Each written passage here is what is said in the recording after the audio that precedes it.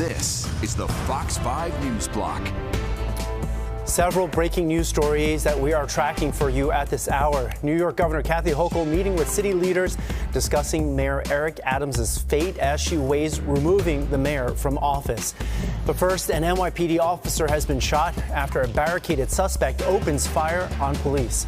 Good afternoon. I'm Arthur Chian. Welcome to the News Block. Police say that shooting happened while officers were executing a search warrant on the Lower East Side. Now, according to officials, the suspect fired 3 rounds as officers and NYPD Emergency Service Unit detective was shot in the arm, and that he was shot in the arm as he and other officers tried to serve a search warrant on a man who was inside that apartment. This is in NYCHA's Vladeck houses.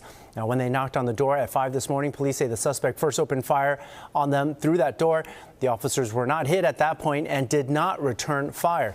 But police say the standoff then went on for another 3.5 hours, during which the suspect started shooting again.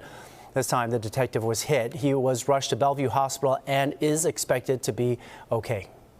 The suspect, 35-year-old Edwin Rivera, is a career criminal, a convicted felon with multiple priors for gun possession and narcotics. He has been on parole 4 times, and he is actually on parole today. And I want to be very clear that today is not the only time that Mr. Rivera has been arrested while out on his current parole. Well, police say the suspect was shot multiple times when officers returned fire. He, too, has been taken to the hospital. And in other breaking news that we're following, also something going on right now, Governor Kathy Hochul is holding meetings with local leaders discussing Mayor Adams' future in office. Those meetings taking place at the governor's office in Midtown Manhattan. And that is where our Fox 5's Morgan Mackay is live for us. What can you tell us at this point, Morgan? Hey, Arthur, City Comptroller Brad Lander, who is also running to replace Mayor Eric Adams in the mayoral primary, just left Governor Kathy Hochul's office just a few moments ago. Hochul also meeting earlier today with Reverend Al Sharpton and Council Speaker Adrian Adams. But all of those in the room are telling me that Governor Kathy Hochul will likely wait until after a court hearing tomorrow to decide what's next for Mayor Eric Adams. Now, this court hearing is at 2 p.m. tomorrow. The judge in Adams' case has called for an in-person hearing, which will require Adams, his attorneys, and the Justice Department to testify about why these charges should be dropped.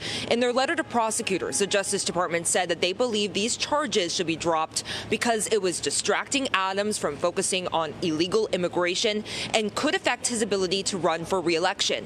But they left the door open to revisiting these charges at any point by dismissing these charges without prejudice. Reverend Al Sharpton, after his meeting with Hochul, called this half dismissal a double standard, saying President Donald Trump could have pardoned Adams instead of just leaving these charges hanging over Adams' head.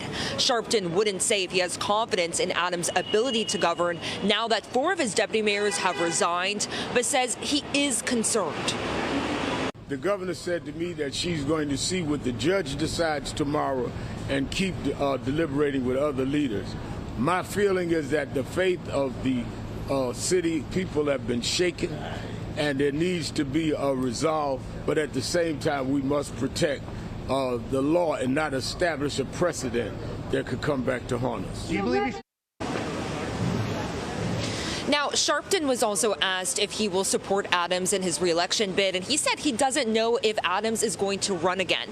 Now, Adams was at a separate event earlier today, and as he was leaving, one reporter asked him why he hasn't held an off-topic press briefing for about the 4th Tuesday in a row. He usually holds them every Tuesday, and he said, turned to the reporter and said, because you are all liars. Reporting live, I'm Morgan Mackay. Arthur, back to you. All right. Thanks very much, Morgan. Well, we've got more breaking news to tell you about. A woman has been found dead after a fire in Brooklyn. The FDNY says they were called to a building on 67th Street in Dyker Heights at around 8 this morning and found heavy flames when they arrived. They say the woman was found in an alley towards the rear of the building where they say she is believed to have been squatting. There is no word yet on what sparked this fire, but the FDNY does point out that this was the 5th fire in just 2 years at that same location. Authorities in Canada are still trying to figure out what caused a Delta Airlines jet to flip over in a crash landing in Toronto yesterday. 80 people were on board that flight. Thankfully, no one was seriously injured. At the time of the crash, there was snow on the runway and wind gusts of up to 40 miles an hour. And some aviation experts say that was likely problematic for the pilots. With gusty conditions, it is possible, but very rare, to get a severe gust right at touchdown and for the pilot to correct from that gust if the gust was blowing them perhaps off the runway. The crash was the fourth major aviation incident in North America in just the past 3 weeks. Developing news that we are following in New Jersey right now. A water main break, as you see near 18th Street and Jersey Avenue in Hoboken, is affecting the entire city and even parts of Jersey City as well. Hoboken schools had to delay opening for 90 minutes this morning. City officials say they are providing water to city residents and that they are prioritizing the needs of the elderly. There's also a boil water advisory in effect for at least 24 hours. There's also major turmoil going on at some New York State prisons today. No visitations are being allowed now because hundreds of state corrections officers at around a dozen prison facilities have gone on strike in violation of state law. Strikers say state officials have ignored their repeated complaints about chronic understaffing and lax security policies that endanger both officers and inmates. State officials say the strike is illegal and that they are committed to working with the union to get operations back to normal at those locations. Let's take a live look outside right now, and it looks really pretty, but it is actually pretty cold. And by pretty cold, we mean ridiculously cold. Let's bring in Liv Johnson for a look at the forecast. Hey, Liv. Hey, Arthur. Yeah, really cold. It feels awful out there. It does look nice, but we're currently sitting below freezing, just 27 degrees in New York City, 28 out on Long Island. The only place that's hit 30 is Newark, and just barely sitting right at 30 degrees. And then look at this wind chill. It feels about 10 degrees cooler than it actually is. Most of us feel like the teens. Up in Hartford, it feels like 8, and Monticello feels like 1. So let's check in with those wind speeds. They are a little bit better than yesterday, but there's not much of a difference right now. Wind speeds that consistently between 15-25 miles an hour throughout the tri-state, and still very strong wind gusts. Again, a little bit of an improvement, but obviously you can see we're nearing 40 miles an hour out on Long Island, and then we have 34-mile-an-hour wind gusts for New York City and 32 for Newark. Now, as we get into the late evening hours, things really will improve a decent amount, and then especially tomorrow we'll just have, still some breezy conditions at times, but wind gusts will be between about 10 to 20 miles an hour. So that will feel like a really nice relief compared to the last few days. Now, with wind chill, tomorrow morning is going to be very similar to this morning, where we saw single-digit temperatures and temperatures in the negatives.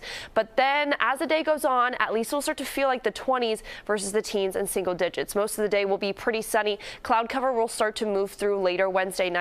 And then we do have that risk of a little bit of a snow shower to the south of us. Right now still looks like mostly south of New York City. South central Jersey could be affected, and then parts of way out east on Long Island like Suffolk County could see some flurries.